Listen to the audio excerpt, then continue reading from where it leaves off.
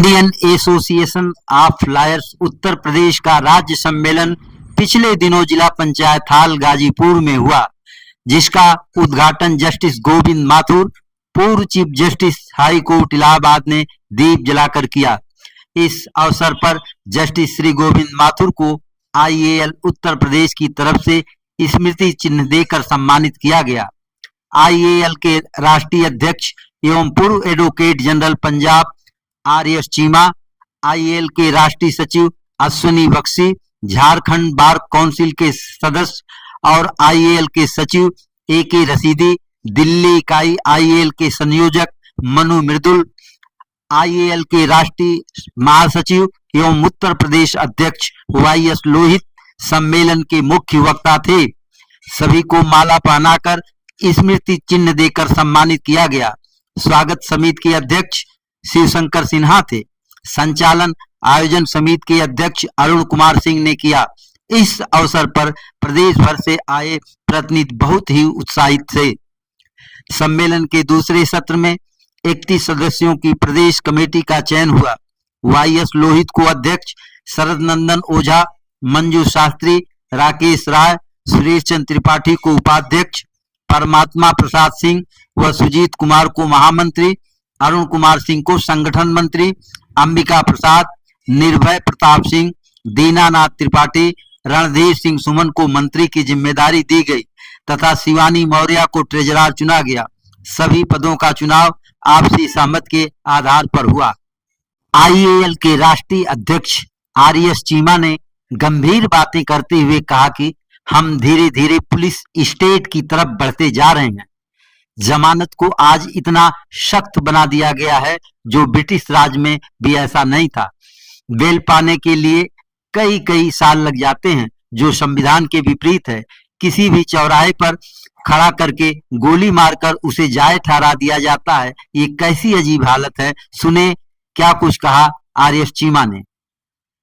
International bar association, Indian bar association के function में जहां मेरे बाएं और दाएं सुप्रीम कोर्ट के जजेस बैठे थे, ये कहा इसका मूल्यांकन करिए कि बेल का जो कानून है आज उससे ज्यादा सख्त क्यों है जितना कि वो ब्रिटिश राज्य के जमाने में। इसको सोचिए आप। गुरबख्श सिंह की जो जजमेंट आप देखते हैं वो एंटीसिपेटरी बेल पे, लेकिन उसका पैरा जो 27 है वो कहता है कि हम एंटीसिपेटरी बेल तो पहली बार आई है, तो हम बेल के प्रिंसिपल्स कहां से लाएं। तो उन्होंने रेगुलर बेल के प्रिंसिपल्स लाए और जब वो 3 केसेस का उन्होंने हवाला दिया, उनमें एक कलकत्ता का केस था चटर्जी का, और 2 केस थे हचिनसन का और जोगलेकर का। वो दोनों केस मेरिट कॉन्स्पिरेसी केस से रिलेटेड थे, जिसमें उस समय की कम्युनिस्ट पार्टी के लोगों के खिलाफ सेडिशन के केस बने। और इन तीनों केसों में, 2 में इलाहाबाद हाई कोर्ट में और एक में कलकत्ता हाई कोर्ट में, वो बुनियादी सिद्धांत तय किए थे जो लिबर्टी के सिद्धांत थे। उन्होंने कहा था प्रिजम्पशन है, जब तक सिद्ध नहीं होता आप दोषी नहीं हैं। उन्होंने कहा यह रूल है कि आप बेल पे रहेंगे, जेल में नहीं। उन्होंने कहा कि आप बाहर हो तो अपने आप को संभालने में समर्थ हो। आज अपने लॉ को देखिएगा।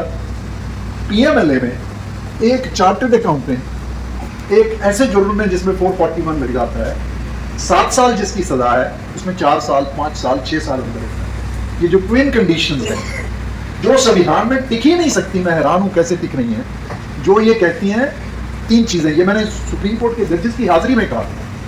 वो कंडीशंस है, नंबर 1 कि अगर किन किन स्टैट्यूट्स में ये है, आप एक बार याद कर लें। पीएमएलए में है, यूएपीए में है, एसएफआईओ के 212 सेक्शन में है, 7-8 रोज बढ़ रहा है एक सेक्शन। लिखा क्या जाता है कि अगर इसमें बेल की अर्जी दी जाएगी तो अगर पब्लिक प्रोसिक्यूटर उसका विरोध करता है, तो मैंने पहले कहा कि अजीब देश है, अजीब स्थिति है। बेल का अधिकार सिर्फ एक शख्स को है, जो पब्लिक प्रोसिक्यूटर। और अगर वो विरोध करता है तो नंबर 1 मुल्जिम को सिद्ध करना होगा कि वो निर्दोष है, जिसके पास कोई कागज नहीं है, इन्वेस्टिगेशन कहीं और है। और मुल्जिम यह भी साबित करेगा कि अगर उसकी बेल हो जाए तो वो दोबारा कोई जुर्म नहीं करेगा। अगर इनको अक्षरक्ष माना जाए, असंभव कंडीशन। और आश्चर्य मुझे यह है कि आर्टिकल 21 के होते हुए ये कोई टाडा की कंडीशंस नहीं है। हम किसी को आतंकवादी घोषित कर दें तो चौराहे में गोली मारना भी जायज ठहरा देते हैं। ये ऐसी स्थिति में नहीं है। ये वो क्राइम्स हैं जिसमें आपने एक आदमी को 420 में पकड़ के बेल दे दी और फिर 420 में पीएमएलए चला दिया तो आप कहते हैं बेल नहीं हो सकती। एक दूसरी बात जो माथुर जी ने आपको बताई उसका पहलू ये सोचिए, अदालतें नहीं है, सुनवाई नहीं है, हियरिंग नहीं है, सालों मुकदमा नहीं चल रहा, तो कौन इसकी तकलीफ झेलेगा? न्याय कहाँ है? अगर उससे पहले आदमी कट गया तो हम पुलिस स्टेट की ओर बढ़ रहे हैं व्यवहार में भी, और आगे जब मैं आऊंगा तो आप देखेंगे कि लेजिस्लेटिव में भी ये जो आपका नया 3 एक्ट्स का सिलसिला आया है इसको गौर से देखिएगा। 95% आप गाजीपुर में हैं, आप में से ज्यादातर लोग जिला स्तर पे प्रैक्टिस करते हैं, हमें आप गाइड करेंगे। आप जब इन तीनों एक्ट्स को पढ़ेंगे तो आपको कुछ ऐसी अजीब चीजें इनमें नजर आएंगी। मसलन एक सेक्शन 107 है, वो बीएमएसएस में 107 में पहली बार किसी शख्स की प्रॉपर्टी अटैच हो सकती है कब?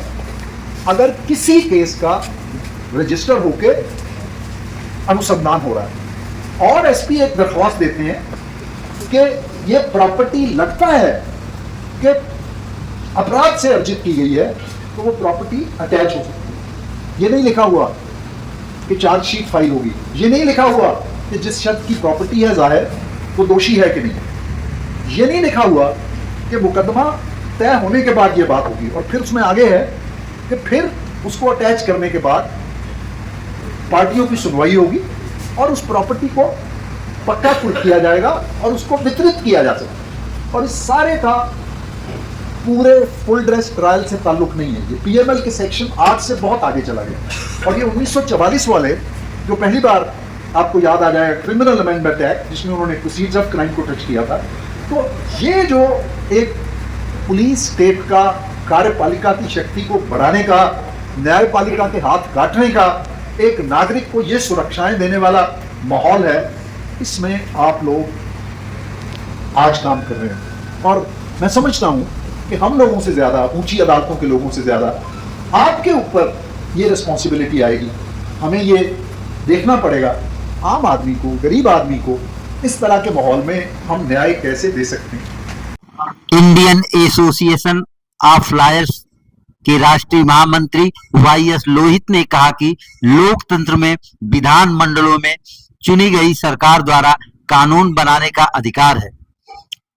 बहुमत कानून का जो मसौदा बनाता है उस पर चर्चा करने के लिए बहुत कम समय होता है, जिसके कारण वह जन भावना के विपरीत होता है और संविधान के अनुरूप न होने पर वहां न्यायपालिका उसका विश्लेषण करती है। सुने क्या कुछ कहा वाईएस लोहित ने। वो पावर लॉबी जब कुछ करना चाहती है तो ब्यूरोक्रेसी को डिक्टेट करती है कि एक बिल बना के लाओ, और वो फिर बिल 3 दिन पहले सर्कुलेट होता है पार्लियामेंटेरियंस के बीच में या लेजिस्लेटर्स के बीच में। तो 3 दिन के अंदर न तो उस विषय पर बोलने वाला एक्सपर्टीज हासिल कर सकता है, विशेषज्ञता हासिल कर सकता है कि हम इस पर क्या बोलेंगे, न अपनी जनता से जिस निर्वाचन क्षेत्र में उसको चुना गया है उससे जाके पूछ सकता है कि हमको क्या बोलना है। तो उस जजमेंट में एक शब्द इस्तेमाल हुआ है पार्लियामेंट्री जार्गन, संसदीय शब्दजाल, और उसमें लिखा कि कुछ पार्टियों या कुछ पार्टियों के समूहों से की तरफ से कुछ बोलने वाले होते हैं जो हर विषय पर बोलते हैं। तो संसदीय शब्दजाल का इस्तेमाल करके एक बहस की रस्म अदा की और गवर्नमेंट की पावर लॉबी के डिक्टेशन पर ब्यूरोक्रेसी के द्वारा बनाया गया बिल कानून बन जाता है प्रेसिडेंट या गवर्नर के के बाद।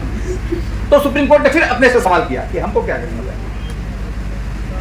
और फिर उस सवाल का जवाब दिया कि इस देश के कॉन्स्टिट्यूशन में कॉन्स्टिट्यूशनल कोर्ट को, सुप्रीम कोर्ट को, हाई कोर्ट को नागरिकों के मौलिक अधिकारों के प्रहरी होने का दर्जा दिया, पहरेदार बनाया।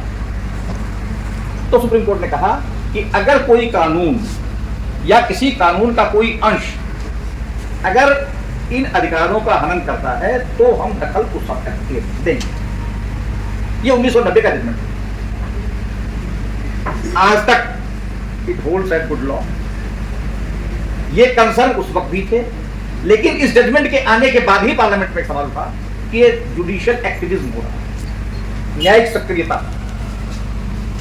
तो जो सेपरेशन ऑफ पावर है कॉन्स्टिट्यूशन में, उस सेपरेशन ऑफ पावर में किसका कितना किस हद तक रोल है, ये बहस का मुद्दा रहा है। आज थोड़ा ज्यादा क्रूड ढंग से इस पर चर्चा हो रही है, क्योंकि एक नया तरीका आया है कि अब कोई बात हल्के में नहीं कही जाती है, अब बहुत ही मेज ठोक करके जोर से चिल्ला करके बात कही जाती है। आप अब टीवी वगैरह में न्यूज और डिस्कशन का तरीका भी बदल गया है। अब कोई छोटी चीज नहीं आती, अब खबर भी आती है तो उसको कहते हैं महाखबर। अब चर्चा नहीं होती, महाबहस। तो अब महा का रूप विशाल रूप ले लेता है, तो इसलिए बहस का चरित्र बदल जाता है। लेकिन ये कंसर्न रहा है, एक तो ये। दूसरा ये जो जस्टिस कृष्णैया का नाम यहाँ कई बार लिया गया, कोचीन की कॉन्फ्रेंस की भी बात की गई। कोचीन की कॉन्फ्रेंस में हमारे थीम थी लॉयर्स ऑफ द पीपल, और जस्टिस के जी बालाकृष्णन डेजिग्नेट सीबीआई 20 दिसंबर 2006 को डिक्लेयर हो गए थे। 21 दिसंबर को उनको उद्घाटन करना था। कोचीन में इसलिए कॉन्फ्रेंस कराई गई थी कि जैसे बालाकृष्णन जिनको उद्घाटन करना था वो भी कोचीन के थे और कृष्णैया साहब भी कोचीन के थे, और डॉक्टर्स ने उनको ज्यादा मूवमेंट के लिए मना कर दिया था। तो लॉयर्स फॉर द पीपल उसकी थीम थी। जस्टिस बालाकृष्णन ने अच्छी स्पीच दी उद्घाटन में, और उन्होंने कहा कि I appreciate the theme of the conference, if lawyers do something for the people they will be performing their pious duty. अब उन्होंने अपने ढंग से थीम की तारीफ की। जस्टिस कृष्णैया ने जब अध्यक्षीय भाषण किया तो उन्होंने कहा कि justice Balakrishnan inaugurated the conference and appreciated the theme in the manner he understood. अब उस पर कृष्णैया साहब ने जो बात की वो बता शेयर करना चाहता। उन्होंने कहा कि इस थीम में दो खास शब्द हैं, एक शब्द है लॉयर्स और दूसरा है पीपल। उसमें उन्होंने कहा कि लॉयर, एवरी जज starts his career as a lawyer, every lawyer doesn't mean advocate. तो उन्होंने कहा लॉयर एक बड़ा कंसेप्ट है, हर आदमी जो विधि से जुड़ा हुआ है लॉयर। और उन्होंने कहा पीपल शब्द के दो हिस्से, पब्लिक प्लस पब्लिक सर्वेंट, ये दोनों मिलकर बनते हैं पीपल। तो मास्टर कौन है? जिसके साथ सर्वेंट नहीं जुड़ा हुआ, पब्लिक। तो जैसे कृष्णैया साहब ने कहा कि जब पब्लिक सर्वेंट ये महसूस करना शुरू करते हैं कि मालिक हम हैं, तो इसके दो स्वाभाविक नतीजे होते हैं।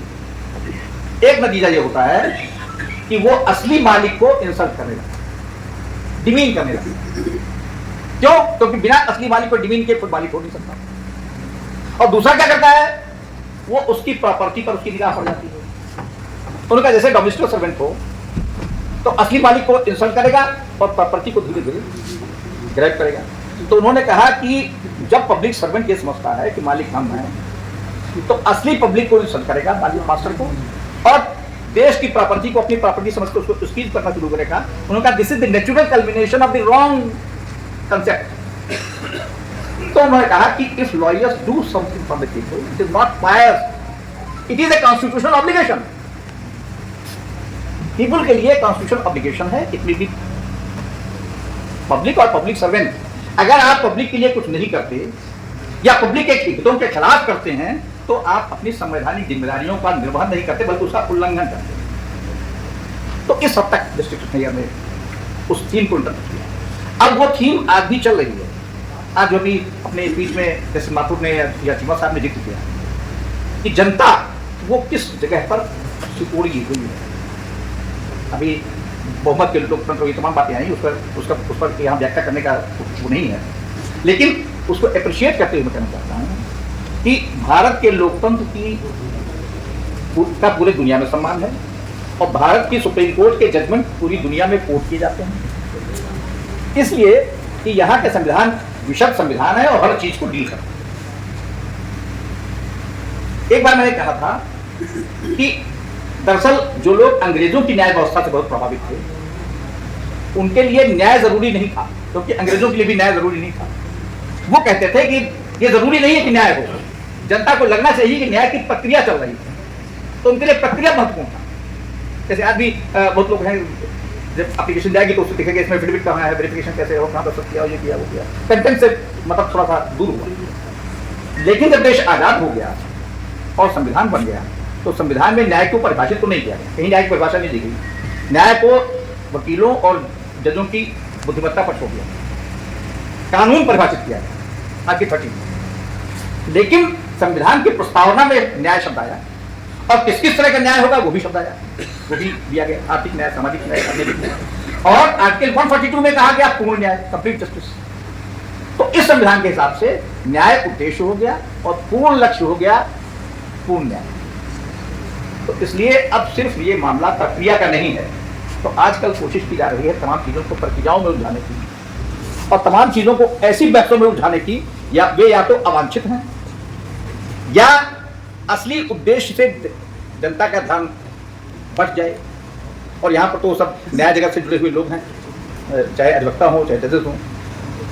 हम लोगों का अनुभव ये है कि जब कुछ अलोकप्रिय करना होता है तो न्यायपालिका के बहाने होता है। जैसे अतिक्रमण हटाना हुआ तो एक PIL दाखिल हुई, और PIL में कोर्ट का ऑर्डर आया अतिक्रमण हटाओ, क्योंकि ऐसे अगर एग्जीक्यूटिव ऑर्डर से हटा देंगे तो उसमें बवाल हो जाए। न्यायपालिका का आदेश आएगा तो कहेंगे न्यायपालिका के सम्मान में ये अतिक्रमण हटाया जा रहा है, और जहां न्याय सम्मान नहीं करना होता वहां नहीं होता। अभी रशीदी साहब बैठे थे, मैं झारखंड में मैंने एक अधिवेशन में कहा था, जस्टिस प्रकाश साहब उसको 5 जस्टिस हुआ करते थे, मैंने कहा था कि दरअसल इस तरह से घेरा गया है न्याय व्यवस्था को कि हम जो चाहते हैं वो हमारी मर्जी से हो। असल में होता क्या है, राजनीति शास्त्र के हिसाब से सरकार के 3 अंग है, विधायिका, न्यायपालिका, कार्यपालिका, और भारतीय संविधान के हिसाब से न्यायपालिका स्वतंत्र है। तो जिनके दिमाग पर राजनीति शास्त्र की परिभाषा अभी रहती है वो सोचते हैं कि हमारा अंग है, हमारे खिलाफ कैसे बोलेगा। तो एक कंसेप्चुअल डिफरेंस है, ये बड़ा विषय है, इस पर फिर कभी चर्चा करेंगे। मैं यहाँ पर आए हुए सभी अतिथियों का अभिनंदन और धन्यवाद करता हूँ। आपने इस सम्मेलन को आयोजित करने में, इस सम्मेलन के आयोजित होने पर इसको जीवंत करने में और इस सम्मेलन की सफलता के लिए जो अपना योगदान दिया है, मैं अपनी तरफ से और अपनी राज्य कार्यकारिणी की तरफ से अत्यंत आभारी हूँ। धन्यवाद।